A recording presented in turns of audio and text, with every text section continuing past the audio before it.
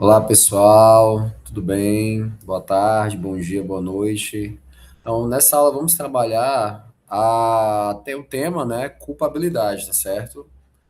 Então, um tema muito importante, já falamos aí do fato típico, né, conduta, resultado, nexo causal, tipicidade, falamos da antijuridicidade, né, e também, né, falamos, né, vamos falar agora da culpabilidade, que é o terceiro elemento, né, do terceiro substrato ali do conceito analítico de crime. Então, pessoal, que a gente fala de culpabilidade, nada mais é que o que? Um juízo de reprovação, né, que recai sobre a conduta do indivíduo. Então, a culpabilidade seria isso, né? E aí nós temos as teorias, tá, da culpabilidade. Duas teorias são importantes, né, que falam, né, foram desenvolvidas para fundamentar, né, a culpabilidade do autor do fato. Temos a teoria do livre-arbítrio e temos a teoria do determinismo. Quando fala livre-arbítrio, é aquele que é proveniente, pessoal, da escola clássica, tá? E se estabelece o quê? Falar, né, no fato de que o homem ele é dotado de capacidade moral. E nessa capacidade moral ele consegue, né, tem aptidão para eleger, certo? O melhor caminho. Então, o livre-arbítrio é isso, é aquela noção de Deus também, né, de moral cristã, né, que o homem ele consegue ali escolher, né, dentre as opções disponíveis. E aí, se ele escolhe mal, ele tem que responder por isso, né? A responsabilidade é dele. E temos, né, pessoal, o determinismo, tá?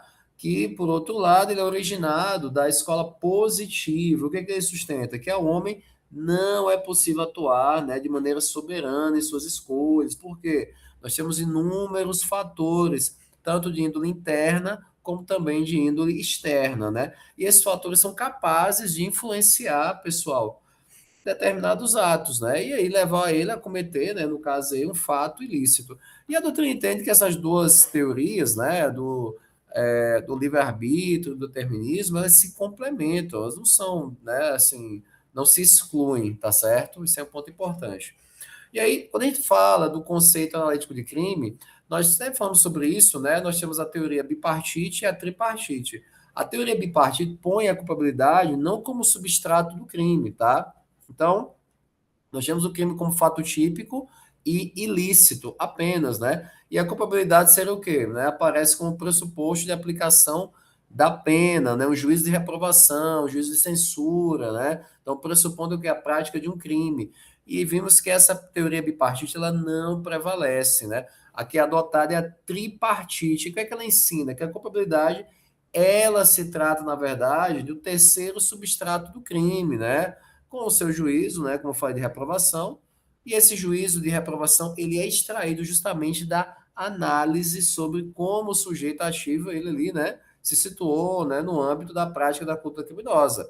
Então ele pratica um fato típico ilícito e também a culpabilidade ingressa, né, no conceito analítico. Então quer dizer o quê? Se o sujeito ele não tem culpabilidade, ele não comete crime, porque crime é fato típico, ilícito e culpável. Beleza? Então essa introdução ela é muito importante. Ainda, né, temos as teorias da culpabilidade. Além dessas que nós trabalhamos, né, essas iniciais, nós temos as teorias da culpabilidade, da culpabilidade. Então, a primeira teoria, pessoal, é a teoria psicológica, certo, da culpabilidade. E essa teoria psicológica, o que é que ela fala? Que a culpabilidade ela consiste na relação psíquica entre o autor e o resultado na forma o quê? De dolo ou culpa. Então, olha só, nós temos o dolo e a culpa na culpabilidade, né? Então, a culpabilidade, nesse caso, como a doutrina fala, ela confunde-se, certo? Com o dolo e a culpa, sendo o seu único pressuposto que a imputabilidade. Então, tem imputabilidade, dolo e culpa ali como elementos. Então, o dolo, nessa teoria, ele é um dolo, como até já falamos, né? É um dolo normativo, tá certo? Porque, pessoal, contém a chamada consciência da licitude, tá? Então, essa consciência da licitude traz o dolo, né? Passa a ser um dolo normativo. Então, a imputabilidade na qualidade de pressuposto da culpabilidade, e não de seu elemento, ela precede a análise do dolo da culpa. Então, a imputabilidade, se a pessoa é imputável ou não, precede, né? Antecede a análise do dolo, tá? E da culpa. Então, essa é a teoria psicológica, né? Aí, né, como eu falei, teoria psicológica da culpabilidade. E temos, pessoal, a teoria psicológica normativa, né? Então, essa teoria psicológica normativa, vou pôr minha água aqui. Essa teoria psicológica normativa, o que é que ela diz, né? Ela fala o seguinte, olha, então continua trabalhando também com o dolo e a culpa na culpabilidade, né? E os quais, né, ambos deixam de ser suas espécies para transformar-se o quê? Nos seus elementos. Então, na teoria psicológica, né, que falamos anteriormente, dolo e a culpa são espécies de culpabilidade. Já aqui na teoria psicológica normativa, o dolo e a culpa deixa de ser espécie da culpabilidade e passa a ser elementos da culpabilidade, né? Então a culpabilidade aqui, ela deixou de ser um puro vínculo psíquico entre o agente e o fato, como é lá na teoria psicológica, né? A psicológica normativa é assim. Então, pessoal, aqui, o que é que se reconheceu de forma definitiva a importância da consciência atual da ilicitude, né? Integrante do dolo. Então, também aqui, né, o dolo é normativo, beleza? Então, teoria psicológica normativa da culpabilidade. Temos também a teoria normativa pura da culpabilidade. Aí ela se divide-se em extremada e limitada. Então, essa teoria, pessoal, ela é responsável pela migração do dolo e da culpa para o fato típico, tá? Então, veja como ela é importante, né? A teoria normativa pura da culpabilidade.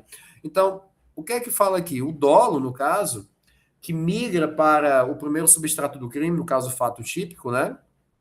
Ele está despido da consciência da ilicitude. Então, não há mais que se falar em consciência da ilicitude no dolo, tá? Então, por isso, o dolo deixa de ser um dolo normativo e passa a ser um dolo natural. Isso é muito importante, tá? Então, na teoria normativa pura da culpabilidade, o dolo deixa de ser um dolo normativo e passa aí a ser um dolo natural, tá certo? E aí, né, a contabilidade ela passa a ter os seguintes elementos, que são os atuais, que nós conhecemos: imputabilidade, exigibilidade de conduta diversa e consciência da ilicitude, né? Então, uma consciência, né, potencial. No caso aqui, imputabilidade, exigibilidade de conduta diversa e consciência da ilicitude. E aí, pessoal, o nosso Código Penal, né, o que acontece? Ele adota a teoria limitada da culpabilidade, né? Então, porque essa teoria normativa pura, né? Ela, como eu falei, ela tem duas vertentes, a extremada e a limitada. E ambas qual a divergência da limitada e da extremada? Em relação à natureza jurídica das discriminantes putativas, né? Sobre a situação fática. Então, como até nós já vimos, né? No caso aí da ilicitude, né? De acordo com a teoria limitada, né? Cuida-se o quê? De mais uma hipótese de erro sobre elementos do tipo, né? Já para a extremada, né, no caso, eu tenho o quê? Equipara-se ao erro de proibição. E o que é que qual a teoria adotada pelo Código Penal aqui? Então, o Código Penal adota a teoria limitada da culpabilidade, tá certo? Então, a limitada fala o quê? Que essas causas excludentes, né, essas discriminantes putativas, que são aquelas imaginárias, que o indivíduo imagina uma situação que não existe, uma situação excludente que não existe, né, que nós falamos da legítima defesa putativa, estado de necessidade putativa, enfim, né? Então, seria o que? Mais uma hipótese isso de erro sobre elementos do tipo. É erro de tipo mesmo, é erro de tipo, não é erro de proibição isso aí. Porque quem fala que é erro de proibição é teoria extremada. A limitada não, fala que é erro de tipo mesmo. Então, é essa teoria limitada da culpabilidade que é a teoria adotada pelo Código Penal, tá certo? Então, muita atenção. E aí, pessoal, tem uma teoria que é muito polêmica, que é a teoria da co-culpabilidade, né? E o que é que essa teoria ela diz, né? Ela fala assim, então, olha, né? Eu tenho a responsabilidade não somente do criminoso, o indivíduo é criminoso, porque também a sociedade ela tem culpa nisso. Tá? Tanto o criminoso como a sociedade, da forma geral, que por algum motivo discrimina ele, enfim, não auxilia, não ajuda, empurrou aquele indivíduo a ser um criminoso. Tá? Chamada teoria da co-culpabilidade. Então, aqui, o que é que ela fala? Essa teoria da co-culpabilidade, ela imputa ao Estado que parcela da responsabilidade social, né? Pelos atos criminosos dos agentes, em razão de que aí fala aqui, ó, desigualdades sociais, dentre outros fatores. Então, não há a exclusão da culpabilidade, mas essas circunstâncias externas, elas devem ser consideradas na dosimetria da pena. Então, o cara não teve oportunidade na vida, vive na pobreza, então ele foi lá e matou uma pessoa, ou traficou droga, ou praticou um roubo, enfim. Então, nesse caso, ele tem que ter uma pena menor. A culpa é do Estado, dele estar, né, naquela situação aí, né? Então, bem, eu não concordo muito com essa teoria, não, sabe? Mas, enfim, há quem concorde, né? E aí, pessoal, temos também dois conceitos importantes, que é o conceito de culpabilidade formal e culpabilidade material. A culpabilidade formal, pessoal, é aquela definida em abstrato, né, que serve ao legislador na edição da lei. Quando ele vai lá combinar os limites máximo e mínimo da pena atribuída em abstrato numa determinada infração penal. Então, essa é chamada culpabilidade formal. E temos a culpabilidade material, que é aquela estabelecida no caso concreto, né? É a análise do caso concreto. E é dirigido que é um agente que é culpável, que cometeu um crime, né? Um fato típico ilícito, né? E o juiz usa para a fixação da pena. E aí, esse viés da culpabilidade está lá, pessoal, que vamos estudar muito no próximo período, o artigo 59 caput do Código Penal, né? Que permite lá os graus de culpabilidade do agente, né? Então, isso analisa, né? Vai pesar na estipulação da pena base, né? Da pena aplicada em concreto, tá? Que está no artigo 59 do Código Penal, que vamos estudar as circunstâncias judiciais para a estipulação da pena base do indivíduo. Então, culpabilidade formal e culpabilidade material, beleza?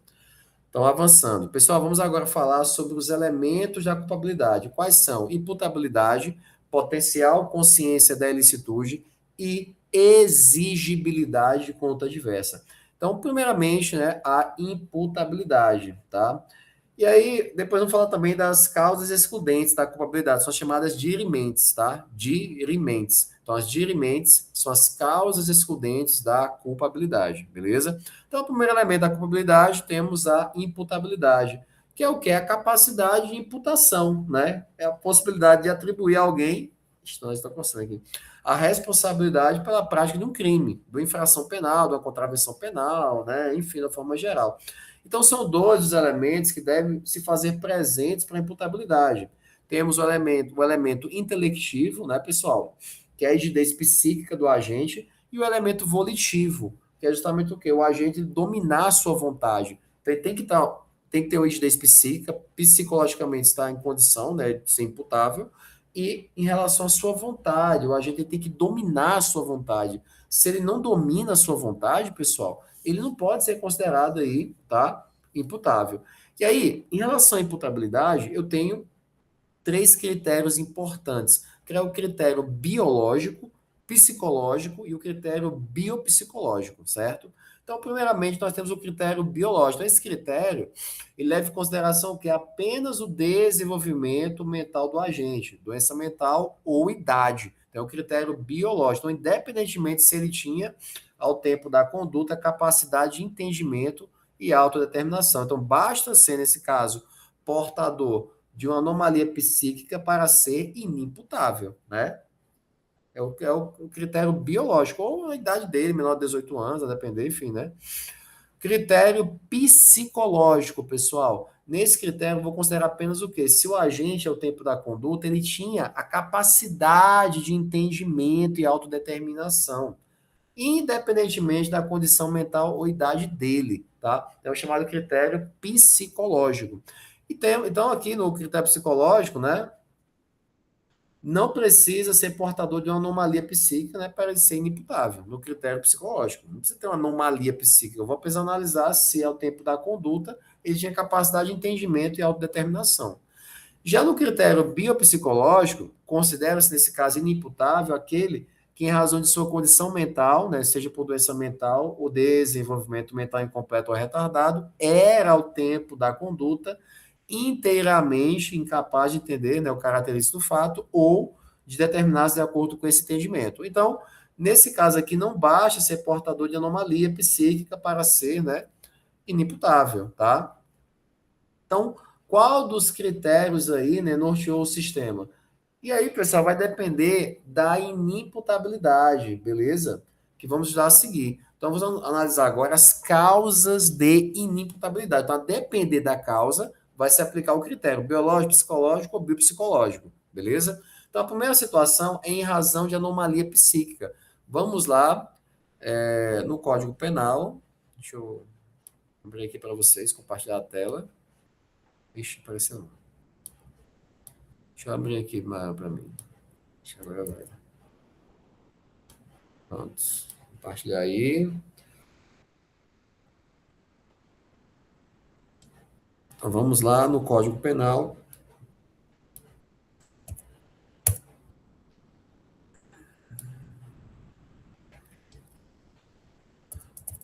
Então, pessoal, vamos aqui no Código Penal, lá no artigo 26, tá? Olha o que fala aqui o artigo 26. É isento de pena o agente que, por doença mental ou desenvolvimento mental incompleto ou retardado, era ao tempo da ação da omissão inteiramente incapaz de entender o caráter ilícito do fato ou de determinar-se conforme, né, de acordo com esse entendimento, tá, pessoal? Então, veja só, nesse caso aí, a inimputabilidade, tem uma inimputabilidade por anomalia psíquica. Então, que significa o quê? A incapacidade de imputação. Então, nesse artigo 26 caput, adota-se qual critério, pessoal? O critério biopsicológico, tá? Adota-se o critério biopsicológico. Ponto importante, a doença mental ela deve ser tomada em sua maior amplitude e abrangência, tá? E aí, quando a gente fala doença mental, compreende o quê? Como qualquer enfermidade que tenha que venha, né, tem a capacidade de debilitar a função psíquica ali, né, do agente, tá? Então, nesse caso, adota o critério biopsicológico, né? Aí vem a questão, será que o sonâmbulo ele é considerado portador de doença mental? Não, o sonambulismo é uma causa de exclusão da própria conduta pela falta de vontade, porque conduta é ação, missão humana consciente e voluntária, né? Então, o sonambulismo devia estar ali, né? Na verdade, não tem inconsciência, né, se for analisar, tá? Então, tem um ponto aí também, né, importante, né, pessoal? E aí tem uma questão, professor, mas aí o inimputável, ele vai ser denunciado, como é que funciona, né? Sim, então ele será denunciado e processado, mas ao final ele vai ser absolvido, ele não é condenado, tá? E essa absolvição, pessoal, ela é acumulada com a sanção penal, né, de uma medida de segurança que ele vai receber, né? Então, na verdade, não tem uma absolvição, tem uma absolvição própria, é a chamada absolvição imprópria, beleza? E é interessante, esse artigo 26, observa aí que nós temos o caput, com a causa geral de diminuição de pena. Olha só o que ele diz, o caput. A pena pode ser reduzida de 1 a 2 terços se o agente, em virtude de perturbação de saúde mental ou por desenvolvimento mental incompleto ou retardado, não era inteiramente capaz de entender o caráter do fato ou de determinar-se de acordo com esse entendimento. Então, nós temos aí, pessoal, a chamada semi-imputabilidade, tá? Então, essa situação em configura a semi-imputabilidade. Então, no caso da condenação, né, a condenação do semi-imputável, ela se dá com redução de pena de 1 a 2 terços, né, ou substituição por pena de medida de segurança. Então, o juiz aí, depois de condenar, ele deve analisar o que é mais adequado para a sanção penal, como finalidade, se é a pena reduzida ou a medida de segurança. Então, nesse caso, nós temos o chamado sistema vicariante ou unitário, que é o sistema adotado após a reforma de 1984, aí pela Lei 7.209, no Código Penal, tá? Adota o sistema vicariante ou unitário. Então, não pode, nesse caso, ser aplicada duas sanções penais ao condenado, de maneira sucessiva, que era o que acontecia antes no sistema do duplo binário, ou de dois trilhos. Então, agora, não é possível, tá? Você adota o sistema vicariante ou unitário, que é o sistema adotado pelo Código Penal. Outra inimputabilidade, pessoal, é em razão da idade do agente, né? Observa aí no artigo 27, pessoal. Olha só, os menores de 18 anos daqui, são penalmente inimputáveis, ficando sujeitos às normas estabelecidas na legislação especial. É o grande debate do momento. É o grande debate, né? A questão da minoridade penal. Então, é justamente esse artigo 27 aí. Então, o menor de 18 anos, né? Ele é inimputável. Então, nesse caso, adota-se, pessoal, o critério biológico, tá?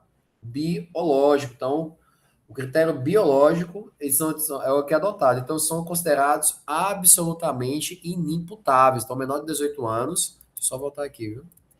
Ele é considerado, voltei. Ele é considerado absolutamente, tá, inimputável, critério biológico, uma presunção absoluta, né, de que o menor de 18 anos ele possui o quê? Um desenvolvimento mental incompleto, tá? E essa presunção, pessoal, ela está fundada em orientações de política criminal, tá? Então, se um menor de 18 pratica um ato infracional, ele não submete ao Código Penal, ele submete ao Estatuto da Criança e do Adolescente, né? Pratica um ato infracional análogo, né, ao crime tal, furto, roubo, enfim. E é um ponto interessante, né? A maioridade penal ela é alcançada, pessoal, no primeiro minuto do dia do nascimento, né? De 18 anos do agente. Então é irrelevante alterações transitórias ou a questão de horário, enfim, né? Outro ponto, né? Eventual, isso é importante, eventual antecipação civil da capacidade do agente, né? Ou emancipação, né? Não gera repercussões penais, tá? Porque a preocupação do Código Penal, pessoal, é justamente com a idade cronológica. Então, a imputabilidade em razão da idade há de ser aquilatada no momento da conduta sempre, tá? E não no da produção do resultado. Então, o cara deu dois tiros no indivíduo, né? Um adolescente de 17 anos atirou na vítima, ela morreu um ano depois, quando ele já tinha 18. Então, o resultado veio quando? Com a morte desse homicídio, né? Em tese, né? Um homicídio. Então, eu vou analisar a maioridade penal do agente na época da conduta ou na época do resultado? Na época da conduta. Então, ele vai responder como adolescente, por mais que ele já tenha aí 18 anos, tá? Esse é um ponto também importante.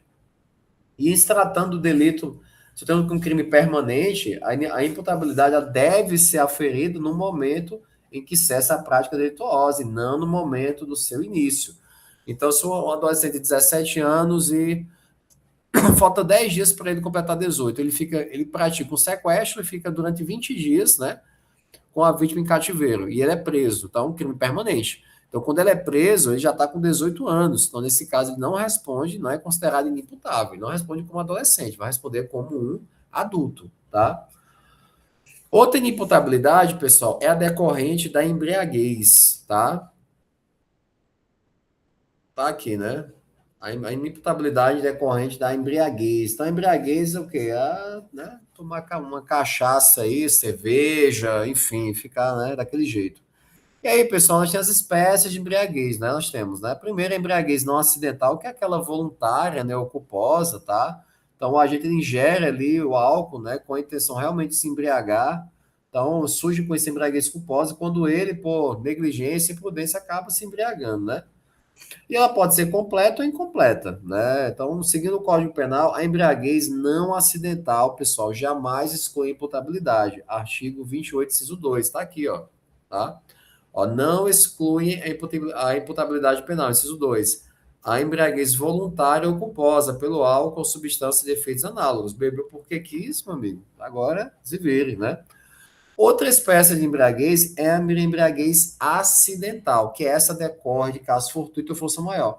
Então, a embriaguez, pessoal, que decorre de caso fortuito, então o sujeito desconhece o efeito, né, da bebida, enfim, ou força maior, né, quando ele é obrigado a ingerir a substância, né? Então, nesse caso aí, quando completa a embriaguez acidental, isenta o agente de pena. É o que fala aqui o parágrafo primeiro, ó, é isento de pena o agente que, por embriaguez completa, proveniente de caso fortuito ou força maior, era ao tempo da ação da omissão inteiramente incapaz de entender o caráter do fato ou determinar-se de acordo com esse entendimento. Então, tá aí, situação, a embriaguez completa, né, exclui, né, realmente, tá? O agente ele fica isento de pena. Agora, se a embriaguez for incompleta, não exclui a culpabilidade, apenas reduz a pena. É o que fala o parágrafo segundo. A pena pode ser reduzida de 1 a 2 terços, uma causa geral de diminuição de pena, se o agente, por embriaguez proveniente de caso fortuito ou força maior, não possuía, ao tempo da ação da omissão, a plena capacidade de entender o caráter do fato ou de determinar-se de acordo com esse entendimento, tá?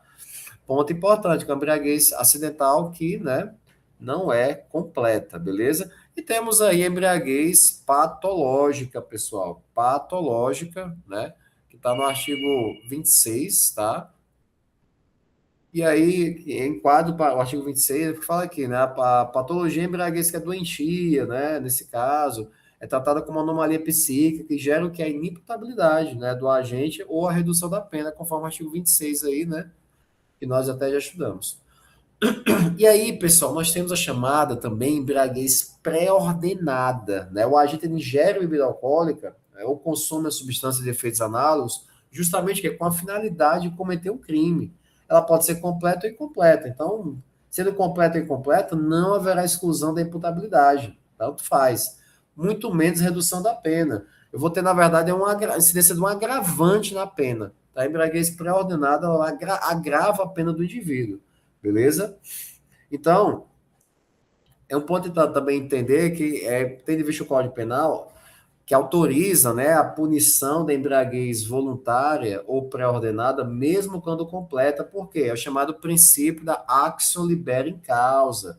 Por isso que é punida a embriaguez pré-ordenada, né, e completa, mesmo quando completa. O cara tá louco, não sabe nem onde tá, mas ele bebe para ter coragem, enfim, para praticar a conduta delituosa. Então, a ação na causa, quando ele começou a beber, foi uma ação livre, ele fez isso porque ele quis. Por isso que a teoria, o princípio da actio libera in causa, ação livre na causa. Então, por isso é que na embriaguez pré-ordenada, e mesmo que completa, o agente ele não fica isento de pena, muito pelo contrário, ele vai responder pela conduta criminosa, tá?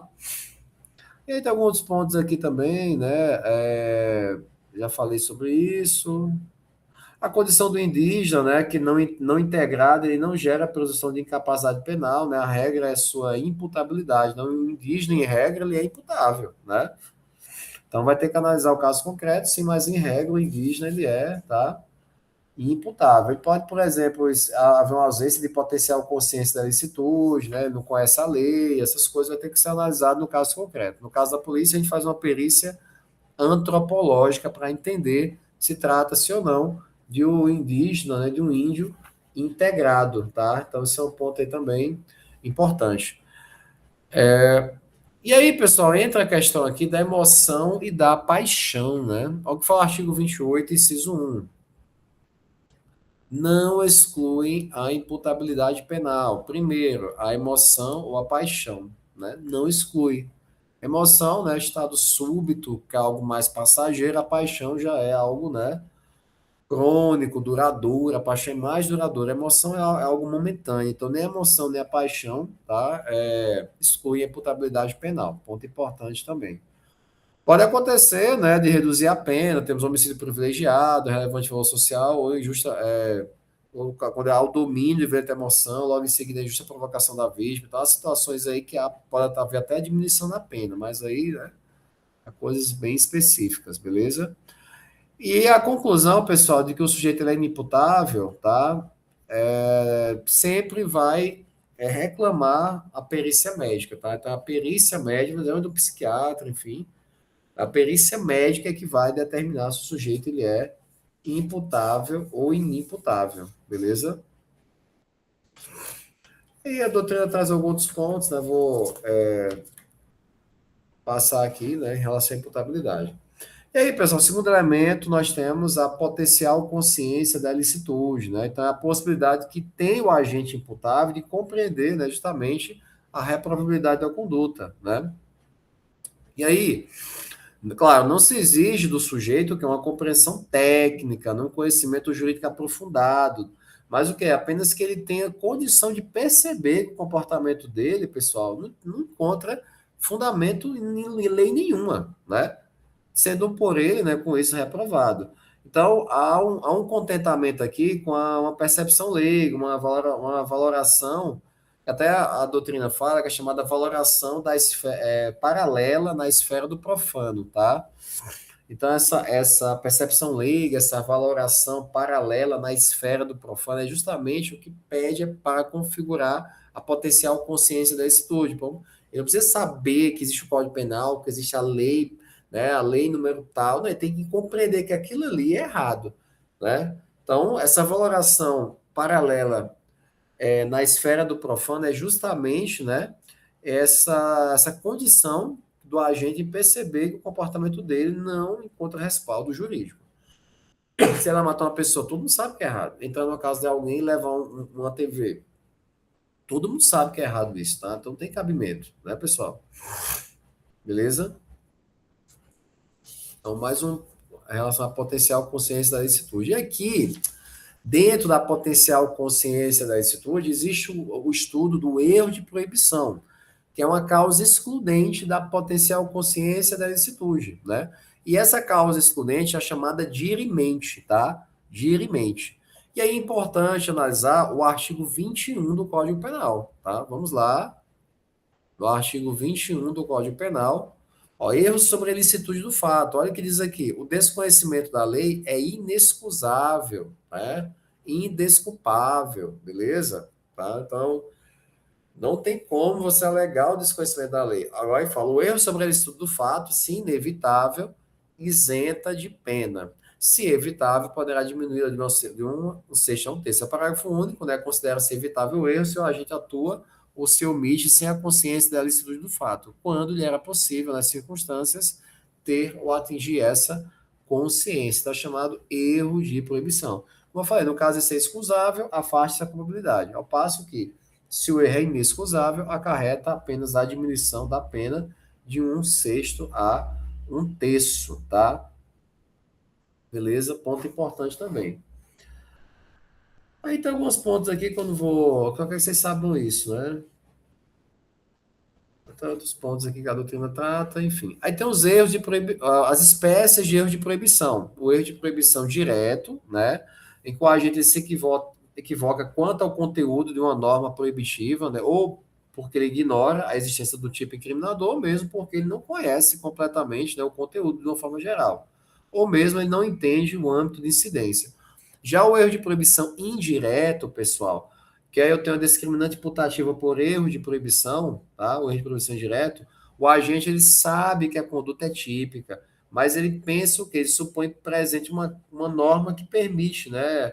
Ele supõe que existiu uma causa excludente da ilicitude, ora ele supõe estar agindo nos limites da discriminante, né? Então, por exemplo, tá aqui um exemplo, ó, o indivíduo traído por sua mulher acredita que está autorizado a matá-la para defender a sua honra ferida, né?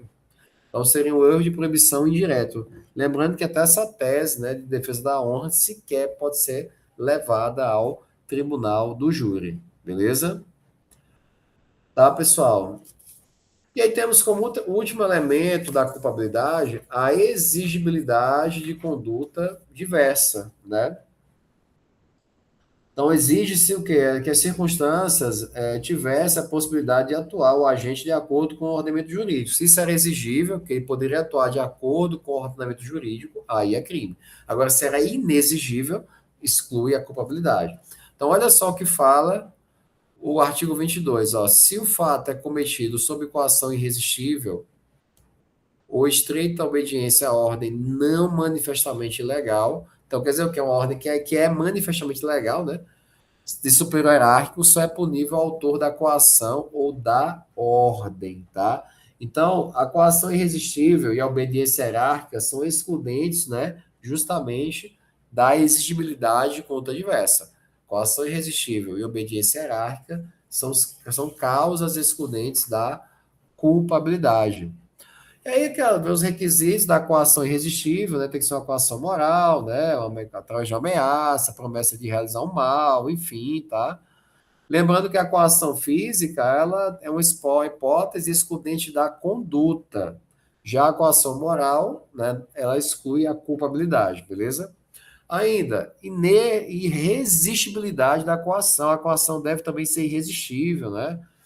É aquela que o indivíduo ele fica com medo, não tem como ele resistir àquilo, mas o sujeito está com a família do cara ali, com a arma na cabeça da mulher, dizendo, vou matar ela aqui se você não me der o dinheiro do banco, tá? Então, ponto importante também, beleza? Então, pessoal, na coação moral irresistível, a responsabilidade penal, ela desloca-se o quê? Da figura do coagido para a do coautor. Só é punível o autor da coação, né? Então, o coator, ele responde pelo crime cometido pelo coato, né? Na condição de autor mediato, tá? Em concurso material de crimes, com o crime se for o caso, né? Tem outros crimes, né? Tortura, enfim, né? E aí tem a obediência hierárquica, né? Que...